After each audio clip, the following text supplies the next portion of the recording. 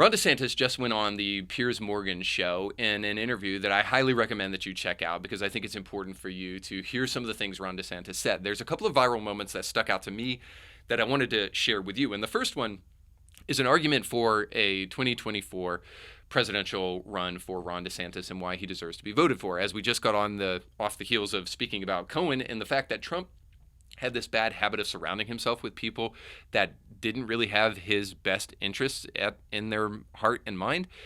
Ron DeSantis has shown that he has a capacity to make sure that he does surround himself with loyal people. So here's him talking to Piers Morgan about that. What are the differences between you? Well, I know him very well. Having now spent time with you, I could immediately identify a few differences. But what do you think are the differences?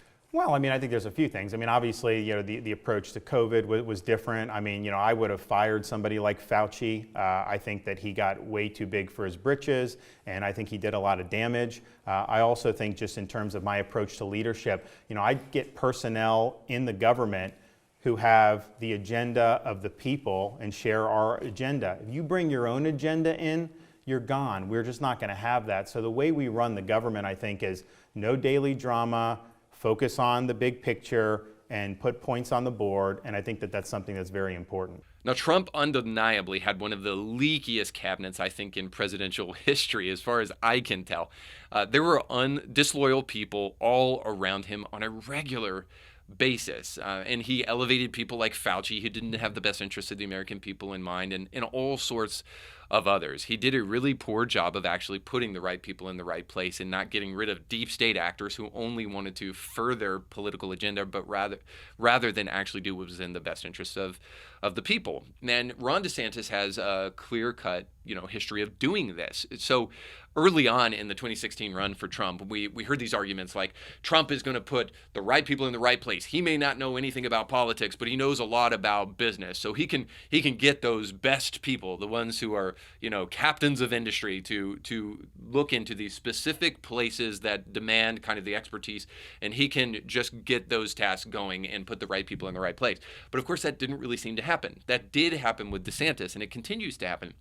If anything, DeSantis has successfully put a group of loyal people around him and in places of importance throughout the state of Florida. He did this just recently when he got rid of a DA who would not actually do what he was hired to do and was not serving the best interests of the people of the state of Florida. Ron DeSantis, throughout his governance, has seemed to really understand his job as governor of Florida is to serve the people. This is why we voted for Trump in the first place.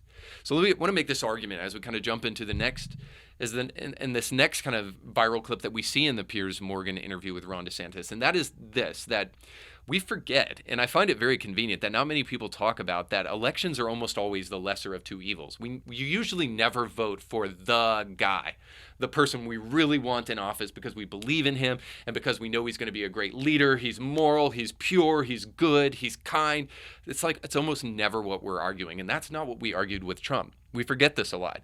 I heard Norman Lear, who's a big-time TV producer, one of the biggest TV producers of all time, in Hollywood, I heard him say this. He said Trump was nothing more than the middle finger to the establishment. And I think that's totally right. Now, this coming from a leftist, that we voted Trump into office not because perhaps he was the best man for the job. I mean, he surprised us and did some great things. But we voted for Trump because we did not want Hillary in office. And even people, further to the left than me kind of agreed.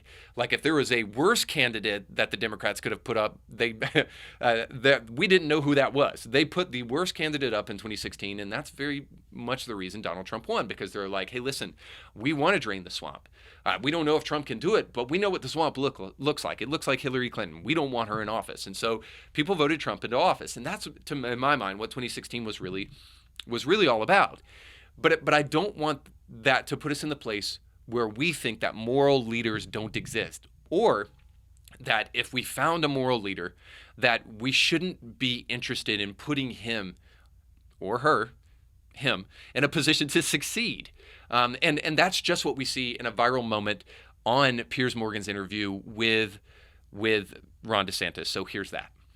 When she got cancer, she talked very movingly about this in a campaign commercial for when you ran for governor in 2022. But she talked very emotionally about it. And gave a real, like, heartfelt assessment of you.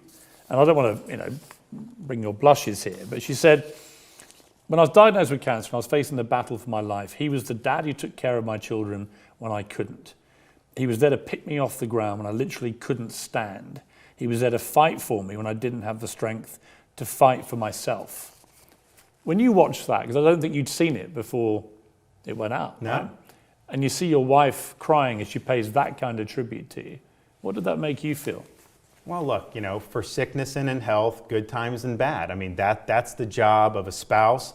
And to have her thank me publicly like that was very heartwarming. I know it touched a lot of people throughout the state of Florida. And you're right, I didn't know what she was going to say because she asked me, I want to go over this. I said, As I saw this part of the interview, I couldn't help but think this.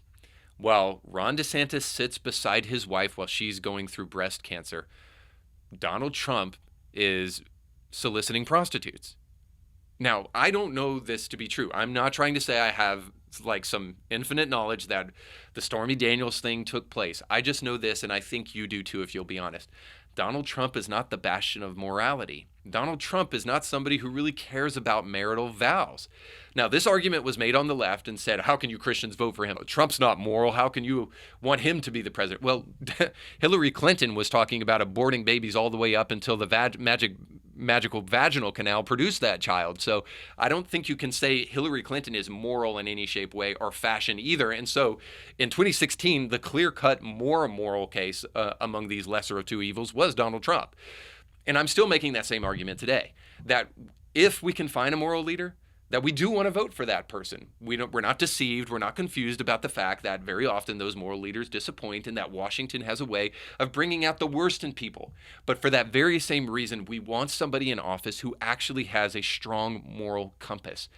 And I'm telling you, throughout that interview and throughout the tenure of Ron DeSantis, we see that this man is a godly man who really cares about the truth. And so while if it's between Joe Biden and Donald Trump or Ron DeSantis, whatever gets Biden out of office, I'm all for.